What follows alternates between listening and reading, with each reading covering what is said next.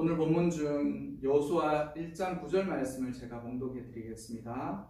내가 내게 명령한 것이 아니냐. 강하고 담대하라. 두려워하지 말며 놀라지 말라. 내가 어디로 가든지 내 하나님 여호와가 너와 함께 하느니라 하시니라. 아멘. 일을 하다 보면 일을 시작하는 사람이 있고 마치는 사람이 있습니다. 둘 사이에 경중을 따지는 것은 의미가 없지만 일을 시작하는 사람에게는 미지의 땅으로 배를 타고 항해해 가는 그런 두려움이 있다면, 일을 마무리 지어야 하는 사람에게는 자신의 일의 성취가 곧 모든 것이라는 부담감이 있습니다. 흔히 말하듯 결과가 말해준다 라고 이야기하는 것처럼 그 결과가 그 일의 모든 평가이자 모든 것이라고 느껴지는 그런 부담감들이 일을 마무리하는 사람에게 꼭 주어진다는 것이죠.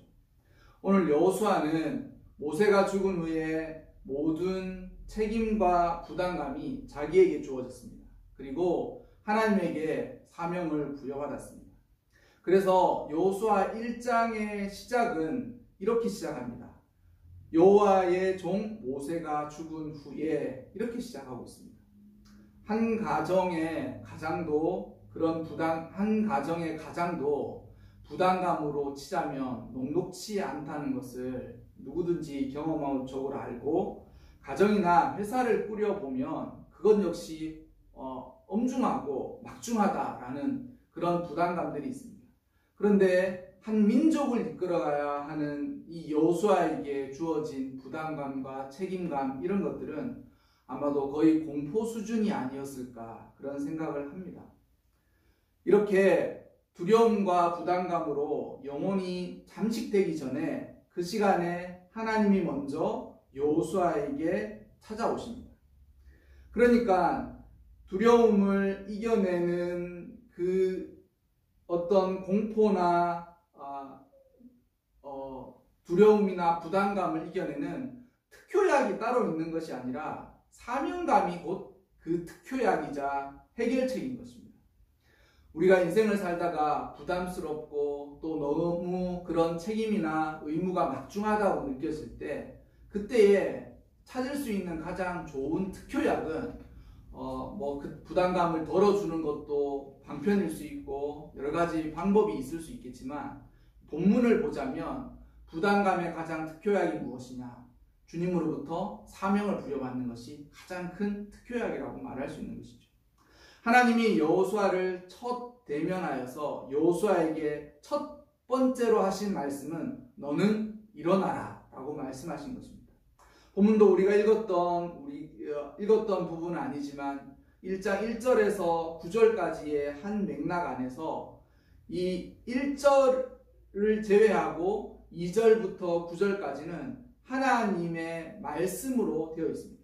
그런데 이 하나님이 여호수아에게 무엇이라고 말씀하시냐면 일어나라. 사실 말이 쉽게 들리겠지만 여호수아 이전에 모세가 어떤 사람이었습니까? 성경에는 그는 하나님을 대면하여서 알았던 자다라고 이야기했습니다. 그리고 이들이 출애굽할 때 그 큰 능력과 위엄으로 그 광야로 자신들을 이끌어낸 그런 사람이었지 않습니까? 그런데 그 모세가 죽고 난 이후에 어떤 사람도 성경에 나와 있듯이 모세가 죽은 것을 아는 사람이 없었습니다. 그러니까 아마도 느보산의 산 기슭에 어디에 묻혀 있었는데 어떻게 죽었는지, 그리고 그의 죽음이 어떠했는지, 그리고 죽은 장소가 어디인지를 아무도 알 수 없다는 것이죠. 그러니까 모세가 죽고 난 이후에 이스라엘 백성들은 그대로 멘붕 상태, 특히 여호수아는 자신이 어떻게 해야 될지를 잘 모르는 그런 혼란하고 그리고 모든 부담감이 자기에게 주어졌을 그런 때였다라는 것입니다. 가끔씩 장례식장에 가서 자주 듣는 말이지만 그런 이야기를 듣지 않습니까? 죽은 사람은 죽은 사람이고 산 사람은 살아야지. 죽은 사람은 세상의 수고를 그치는 것입니다. 그리고 산 사람들에게는 삶이 남아있죠. 이스라엘 백성들이 모세가 죽고 난 이후에 상실감, 그리고 마치 넋이 나간 것처럼 그렇게 멍하게 있는데, 그 사람들 가운데 여호수아는 자신이 모세의 후계자로 세움을 받았지만 과연 이들을 어떻게 해야 될지, 그리고 모세가 죽고 난 이후에 그런 모든 책임과 모든 부담감이 자기에게 주어진 그 상태에서 자신 역시 한 인간일 수밖에 없는 그런 연약하고 나약한 모습을 가지고 있었을 것입니다. 그런데 하나님께서 일어서라 이렇게 말씀하시는 것이죠. 너는 일어나라. 네가 있는 그 자리에서 일어나라. 네가 처한 환경, 굴레, 속박, 핑계, 변명, 그 모든 것을 떨치고 일어나라 라고 이야기하시면서 모세에게 주셨던 사명을 이어갈 것을 요구하셨습니다. 하나님의 약속이 인간에게는 사명으로 주어져요. 그리고 하나님은 자기 자신의 존재를 자신의 사람들에게 알려야 하시는 책임과 동시에 의무를 가지고 계십니다. 이것이 성경에서 하나님을 만나고 또 하나님의 백성들이 된 사람들에게 꼭 주어지는 일이에요. 한 번 더 말씀을 드리자면, 하나님은, 하나님의 약속은 인간에게는 사명으로 주어지고, 하나님은 그 사명을 자신의 존재를 알려야 할 사람들에게 책임과 책무로 주어진다는 것입니다. 그렇기 때문에 이러한 책임과 책무를 얻은 사람들은 그 모든 부담감과 어려움, 이러한 것들을 떨쳐내야 하는 그런 상황이 분명히 있습니다. 이 인간의 딜레마예요. 이 또한 하나님의 난감함입니다. 모세가 죽고 난 이후에 방향을 잃어버리고 난감함에 빠진 인간들에게는 이건 인간이니까 어쩔 수 없지 않을까라고 생각하겠지만, 또 한편으로 되살려 보자면 이스라엘 백성들에게 이렇게 반문할 수 있는 거죠. 너희들은 과연 누구를 믿었느냐? 너희들은 과연 누구를 의지하면서 광야를 이때까지 왔느냐? 전능하신 하나님을 의지한 것입니까? 아니면 한 인간의 그 능력을 의지한 것입니까? 희한하게도 이러한 인간의 딜레마와 하나님의 난감함이 이 본문 안에 섞여 있습니다.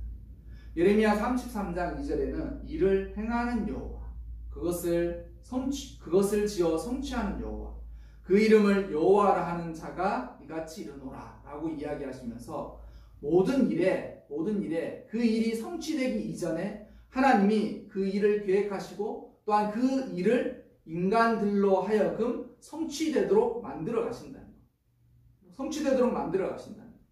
그래서 오늘도 이 여호수아 1장에 우리가 본문을 보면 여호수아 1장 3절 4절에서 이렇게 말씀하십니다. 내가 모세에게 말한 바와 같이, 나는 모세에게 이 이야기를 40년 전에 모세에게 사명을 줄 때 이 이야기를 똑같이 했는데 그 똑같은 이야기를 다시 너에게 이야기한다.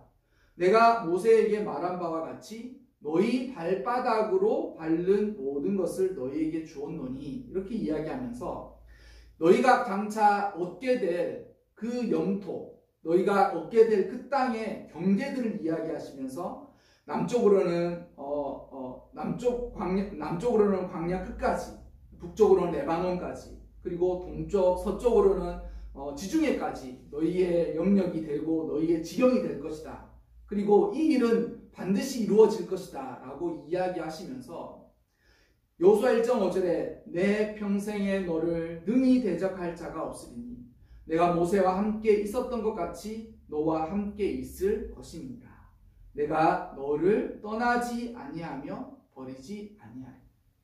나는 사명을 주었고, 그리고 나는 그 사명을 이룰 때까지 그 사명을 붙들고 있는 사람과 늘 함께한다. 그래서 이 내가 너와 함께 할 터이니 너는 해야 할 일이 무엇이냐면 내가 내게 명령한 것이 아니냐. 강하고 담대하라. 두려워하지 말며 놀라지 말라. 내가 어디로 가든지 내 하나님 여호와가 너와 함께하느니라 하시니라. 이렇게 말씀하십니다. 하나님이 이렇게 말씀하셨습니다. 너의 평생에 너를 능히 대적할 자가 없을 것이다. 너를 맞설 사람이 없을 것이다. 너를 버텨낼 사람이 없을 것이다. 대적들이 너를 우겨싸겠지만 능히 너는 그들을 이겨낼 것이다. 그리고 결국 반드시 승리할 것이고 승리자로 남게 될 것이다. 모세가 그렇게 사명을 붙들고 살았던 동안 모세가 이룬 것처럼 내가 너와 함께하여서 모세에게 행하였던 모든 일들이 너에게도 그대로 이루어질 것이다 라고 여호수아의 영혼을 일으켜내시는, 그리고 그 영혼에게 사명감을 주시는 말씀을 하신다는 것이죠. 여러분, 여호와 하나님의 선하신 인자와 진리는 우리의 평생을 따르는 것입니다. 시편 23편 6절에도 내 평생의 선하심과 인자하심이 반드시 나를 따르리니, 여기 본문에 나와 있는 따르리니라는 단어는 영어로 이야기하면 추격하다. 뭐냐면 이 마치 그 양떼들을 돌보는 이 목동들의 개들이 양들이 저기 몰러가면 그 양들을 막 추격해서 멀리 가지 못하도록 지키지 않습니까? 마치 그와 같다는 거예요. 하나님의 우리 인생의 선하심과 인자하심, 이 하나님의 선하심과 인자하심이 우리의 평생을 추격하고 따르는 거예요. 때때로는 하나님 됐습니다. 내 인생 내 뜻대로 좀 살아보고 싶기도 합니다. 저를 그냥 내버려 두세요라고 우리는 하나님을 거부할 수도 있겠지만 하나님 쪽에서는 그렇지 않다는 거죠. 선하시고 인자하신 그 하나님의 능력이 우리의 인생의 처음부터 마지막까지 추적하고 따르시는 거예요. 여러분, 사명을 붙드는 한 우리 인생은 좌절할 필요가 없습니다. 또한 우리가 좌절할 때가 언제였느냐? 사명을 잃어버리면 좌절합니다. 그래서 우리가 사명과 늘 함께하면 하나님과 함께 살아가는 것. 그리고 우리가 하나님을 잃어버렸을 때 자칫 하나님을 잃어버린 게 아니라 사명을 놓아버려요. 여러분, 이와 마찬가지로 하나님이 함께 하심, 하나님이 함께 동행하시는 것은 사명과 늘 짝으로 붙어 있는 거예요. 하나님이 함께 하신다. 그 뜻이 무엇이냐면 나는 사명을 감당하면서 살아가고 있다. 그 말인 것입니다. 그리고 나는 사명을 감당하기 위해서 나의 온 마음과 영혼을 다 바치면서 살아가고 있다. 그것은 곧 하나님이 나와 함께 해주신다. 우리 시대에 여러 가지 문제가 있겠지만 그 모든 문제들을 한번 간단하고 단순하게 생각해 보자면 우리 인생에 문제가 있는데 그 문제가 인생이 목표가 없다든지 아니면 자신의 인생 가운데 어떤 하나님의 함께 하심을 발견하지 못한다든지 아니면 자신의 인생의 진정한 의미가 무엇인지를 알지 못하고 고민하고 방황하는 모든 일들 가운데는 그 저변에 무엇이냐면 사명을 잃어버린 거예요. 자신이 성공하고 돈도 많이 벌고 싶고 유명해지고 또 의미 있는 인생을 살고 싶고 가치 있는 인생을 살고 싶다라는 그러한 표면적인 것은 모든 사람들이 다 동일하게 가지고 있습니다. 대동소이하지만 비슷하기도 하고 또 약간 틀리지만 그 저변, 그 본체는 거의 비슷한데요. 그러면 신앙을 갖고 있는 사람들이 왜 그런 것들이 안 되느냐? 사명을 잃어요. 하나님께서 나에게 주신 사명도 무엇인지 모르고 나는 하나님으로부터 사명을 받은 적도 없다고 생각하고 찾으려고 하지 않는 그러한 인생을 살려고 하다 보니 그것이 곧 인생의 어떤 허무함과 의미 없음으로 주어진다는 것이죠. 그리고 이러한 일들이 조금만 반복되면 가끔씩 이렇게 사회적으로나 개인적으로 어떤 위기, 어떤 큰 일들이 있거나 아니면 인생을 이렇게 어떤 계기가 되어서 자신의 인생을 찬찬하게 고찰할 때가 되면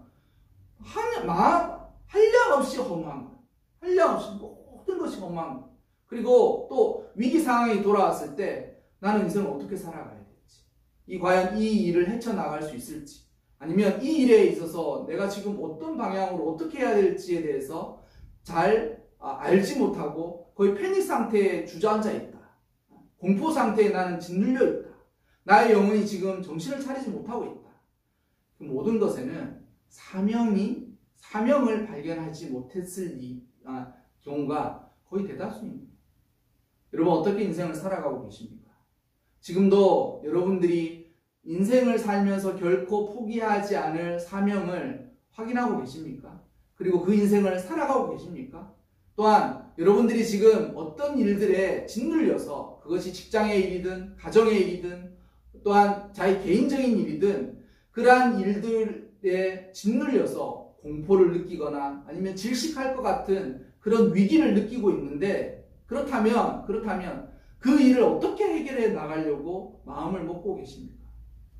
여러분 하나님이 함께 해 주시겠다라고 말씀하신 그 말씀을 다시금 읽어보십시오. 우리는 늘 하나님이 함께 해 주시기를 원합니다. 그리고 함께 해 주셨으면 좋겠다라는 그 갈망이 있어요. 그러나 여러분 아까 전에 설교 중반부에 말씀드렸듯이 사명이 없는데 어떻게 하나님이 함께 해 주시겠습니까?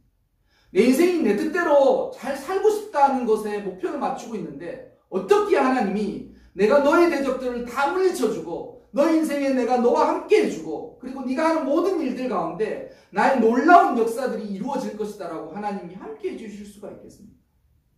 여러분 이 오늘 본문을 잘 읽어보면 희한하게도 하나님이 몇몇 가지를 강조하시는데 여호수아에게는 너라는 말로